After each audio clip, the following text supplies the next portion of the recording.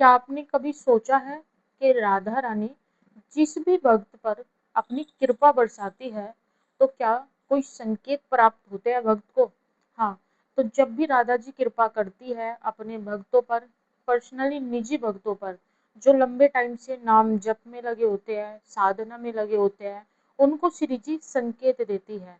जैसे मैं आज आपको 5 संकेत बताऊंगी।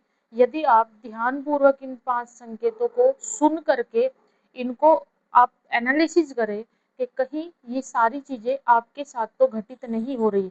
पांचों में से यदि एक भी आपके साथ घटित हो रही है, तो साक्षात श्री राधा रानी की कृपा आप पर हो रही है।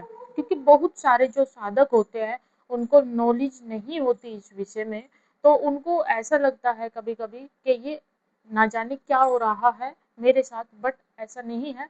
यहाँ पे एक्चुअल में श्री जी अपने भक्तों को देते ही संकेत हैं। कुछ भक्त उन संकेतों को समझ जाते हैं, तो कुछ भक्त उन संकेतों को नहीं समझ पाते। 5 संकेत मैं आपको बताने वाली हूँ, जो राधा जी अपने भक्तों को जब देती है, जब राधा जी उन पर कृपा करती है। सबसे पहला संकेत, मन शांत रहने लगता है। यानी चिंता और बेचैनी जो होती है लाइफ को लेकर, क्योंकि भविष्य की और वर्तमान की चीजों को लेकर के मनुष्य का एक तरीके का व्यवहार होता है, वो उसको टेंशन लेना एक तरीके से, मतलब उसकी हैबिट में कन्वर्ट हो जाता है कि वो किसी ना किसी बात को लेकर के हमेशा चिंतित रहेगा। या तो भविष्य को लेकर या वर्तमान, मतलब किसी भी चीज को लेकर वो टेंशन में रहे, लेकिन वो चिंतित रहेगा। लेकिन क्या होता है, यदि धीरे धीरे आपकी चिंता कम होने लगे, आप चिंता कम करें, चिंतन ज्यादा करने लगे, आप अपने अंदर पेशेंस को देखें। यानी आप में पहले पेशेंस नहीं था, लेकिन अब आप लंबे टाइम तक पेशेंस बना करके रख सकते हो किसी चीज के लिए, किसी वस्तु के लिए, या फिर कोई भी ऐसी चीज है लाइफ में जिसको आप चाहते हैं ये कब पूरा होगी। तो पहले आपका जो रिएक्शन होता था, पहले नाम जब से पहले ऐसा रिएक्शन होता था कि आपको इंस्टेंटली चाहिए, एकदम से आप जो सोच रहे हो, आपका मन होता था कि एकदम से मुझे उसके रिजल्ट के विषय में पता लगे।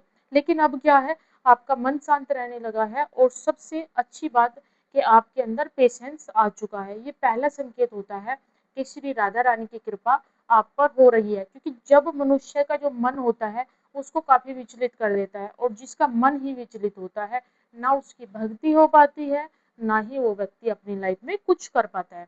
दूसरा बड़ा संकेत, जब राधा जी की कृपा साधक को प्राप्त होती है, तो ऐसे साधक की जो मन है वो भक्ति में रुचि लेने लगता है। यानी भक्ति में रुचि बढ़ने लग जाती है।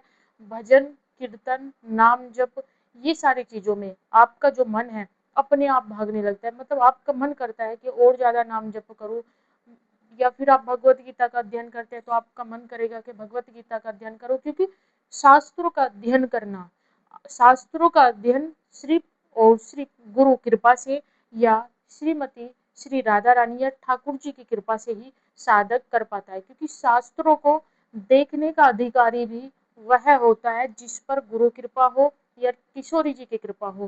क्योंकि जब तक कृपा नहीं होगी, तब तक तो आप शास्त्रों का दर्शन भी नहीं कर सकते। शास्त्रों को पढ़ना तो बहुत बड़ी बात है, आप उन्हें देख भी नहीं सकते। मान लीजिए कोई साधक है जो रूटीन में श्रीमद् भगवत गीता का अध्ययन करता है, तो भाई श्रीमद् भगवत गीता का जो अध्ययन कर रहा है, साक्षात कृष्ण की कृपा है। कृष्ण की कृपा से आप राधा जी की कृपा पा करके आप भगवत गीता का अध्ययन कर रहे हैं। लेकिन जिस पर कृपा नहीं होगी, उसको तो दर्शन भी नहीं हो सकता भगवत गीता का। जिसको शास्त्रों में अध्ययन में रुचि हो, जिसको नाम जप में रुचि हो, जिसको साधना में रुचि हो जाए, मन अधिक लगने लगे, मान लीजिएगा आप पर कृपा साक्षात श्री किशोरी जी की हो गई है। तीसरा है सही मार्गदर्शन मिलना।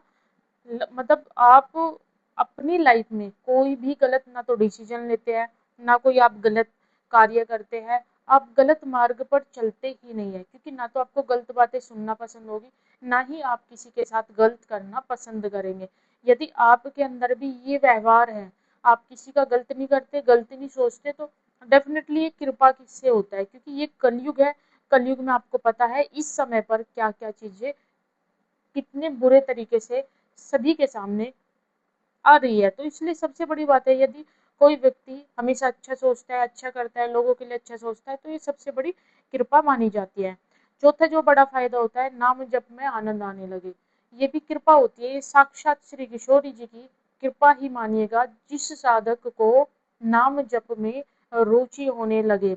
नाम जप करने के बाद में जो मन है वो अंदर से अच्छा फील करे, मन खुश हो, आपको हैप्पीनेस का अनुभव हो, आपको सारा दिन मतलब पहले आपको माइंडली बहुत प्रेशर रहता था, लेकिन जब से आप नाम जप कर रहे हो, साधना कर रहे हो, तो आपको बेनिफिट क्या हुआ है, आपका मन शांत रहता है, आप खुश रहते हो, आप हल्का फील करते हो।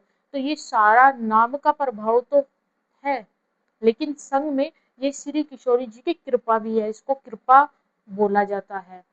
पांचवा जो लास्ट और अंतिम है, बुरी आदतें छूटने लगती है। यानी बुरी आदतें जिस पर कृपा होगी श्री राधा रानी की, उसकी बुरी आदतें तो अपने आप छूटेगी। जैसे बुरी आदतों में क्या क्या ऐड होता है, एक होता है क्रोध, दूसरी होती है ईर्ष्या, और तीसरा होता है नकारात्मक सोच। यानी ईर्ष्या कम होने लगती है आपकी लोगों से, क्रोध नहीं आता आपको, धीरे धीरे कम होने लगता है। आप नेगेटिव सोचते थे तो आपकी नेगेटिव थिंकिंग कम होने लगती है, क्योंकि जब ऐसा होने लगता है, क्रोध कम हो जाए, ईर्ष्या कम हो जाए, लोगों से नेगेटिविटी, हमें किसी को देख करके नेगेटिविटी फील हो रही है, उसके बारे में नेगेटिव बोलने का फील हो रहा है, या फिर हम ही खुद नेगेटिव बोलते हैं, और हम ये सारी तीनों चीजें कम होनी शुरू हो जाए, तो इसका अर्थ होता है कि आपके अच्छे कर्मों का जो परिणाम है वो आपको मिलना शुरू हो गया, और श्री राधा रानी की कृपा आप पर हो रही है। तो ये कृपा के कुछ तरीके होते हैं।